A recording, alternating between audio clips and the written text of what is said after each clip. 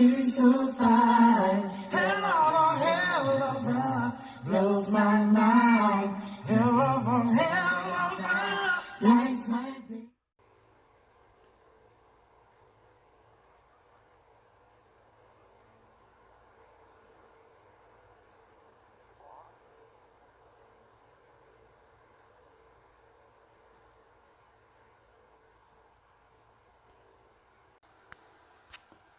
What's good, guys? I appreciate all of the well wishes and the get well wishes, and I just showed some artwork that was sent to me by this adorable, sweet little girl from the Chicago area named Taylor, and she sent me that and just cheered me all the way up, and I really appreciate that, Taylor. And Taylor's mom is just as sweet as her daughter. This story's coming out of Memphis. It's from a week ago, but it's definitely worth talking about. 7 people shot, killed in Memphis over the weekend. Staggering and startling numbers Monday, as the city of Memphis has reached 46 murders so far this year. That's compared to 29 the same time last year. At least 7 people were shot and killed between Saturday and Sunday, and 2 of those killings happened overnight.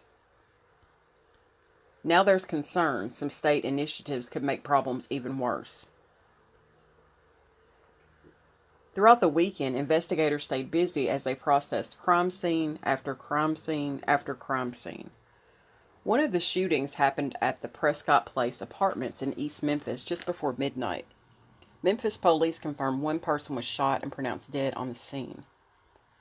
Officers have not released any information about the victim or his killer.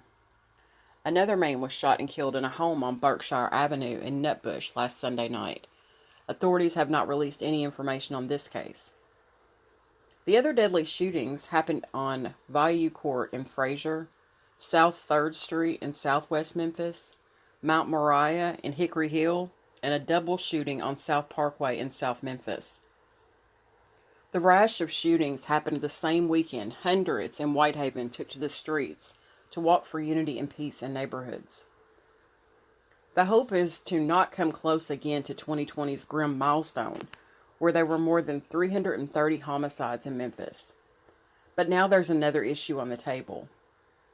As Tennessee Governor Bill Lee renews his calls for constitutional carry or permitless carry in the state. The proposal would also enhance penalties for firearm theft. Quote, and now more than ever, Tennesseans want a strong commitment to the Second Amendment and the right to protect themselves, Tennessee's Governor Bill Lee said, and as such, I will again be introducing constitutional carry legislation, end quote. But Tennessee State Senator Ramesh Akbari thinks the proposal will only make things worse. Quote, it's not going to lead to good outcomes, Akbari said. I think it's going to have a worsening of our crime rate, worsening of weapons on the street, and people really not knowing how to handle them, end quote. Memphis's police director has often talked about guns that are kept inside of cars, that are often stolen and getting into the wrong hands and leading to violence. Akbari believes this latest push will have negative fallout as well. Quote, you'll have more folks that have access to weapons that don't have required training. So whether it's intentional crimes that are being committed or accidental shootings, I think it's going to be dangerous for our state, end quote, Akbari said. Committees are set to start discussing the proposal this week. If you know anything about the several shootings over the weekend, call Crime Stoppers at 901-528-CASH. I'm going to play the video. It's actually from another news station. And that's a lot going on in Memphis. Yeah, let's watch the video. Trend tonight, a rise in gun violence right here in Memphis. WMC Action News 5's Janice Broach has a look at the crimes and the message to curb them. A deadly weekend in Memphis with 7 people shot and killed, all of it contributing to a skyrocketing number of murders this year over last year, and it has experts scrambling for answers. I got a phone call at work that my brother has been shot, and that's That's the hardest thing to take right there, get a phone call like that. Jerry Hampton's 32-year-old brother D'Angelo, a father of 4 children, was one of 2 people shot and killed at this market on South Parkway over the weekend. Hampton said he came to the market to get change for his children's haircuts a block away. And it's messed up that the kids had to see this.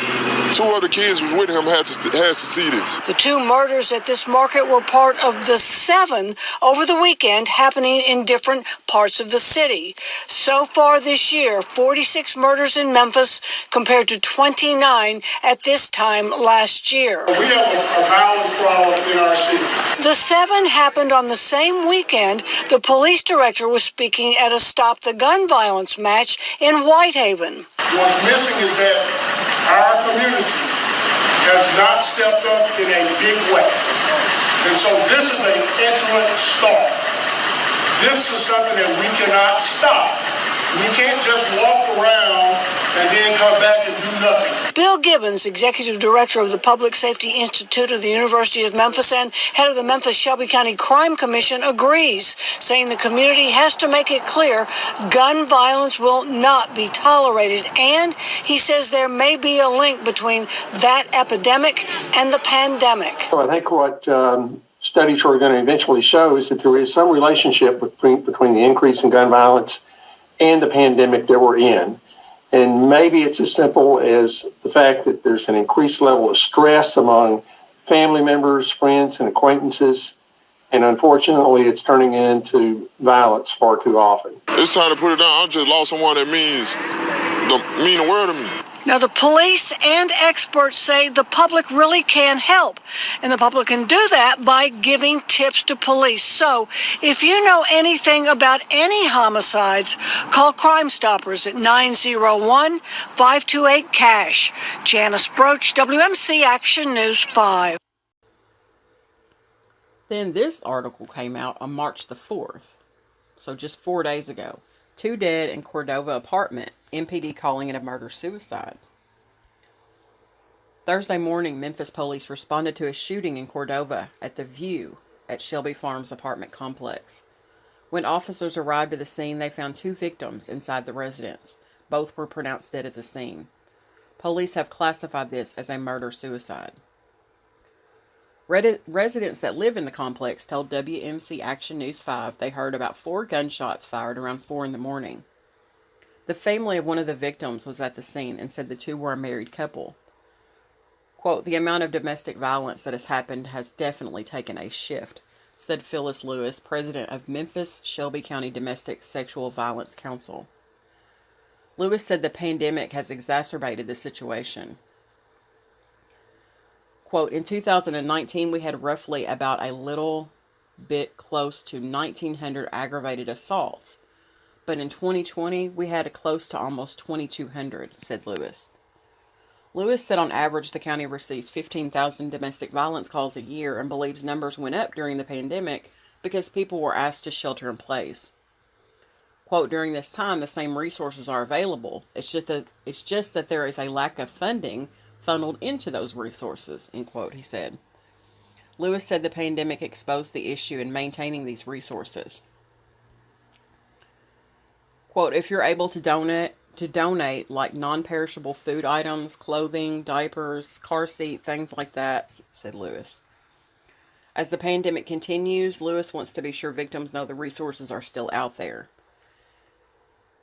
Below is a list of a few organizations that offer help for domestic violence victims. It looks like it's Love Doesn't Hurt, DSV Council, Family Safety Center, Memphis YWCA, Memphis Crisis Center, and WIANL. Lewis said it's also important to get the attention of city and county leaders as well as legislatures to gear more funding towards helping domestic violence victims. Regarding the 2 lives lost Thursday morning in Cordova, police are still waiting to release their identities. And I could go on and on and on. There's something big happening in Memphis, and it's not good. So I'm going to end the article on that note, but it's definitely something to use your voice towards. If you're there in Memphis, even if you're not, you can still speak on it. Silence is not the way to go. But I'm going to end the video on that note. Thanks for watching, guys. I appreciate it.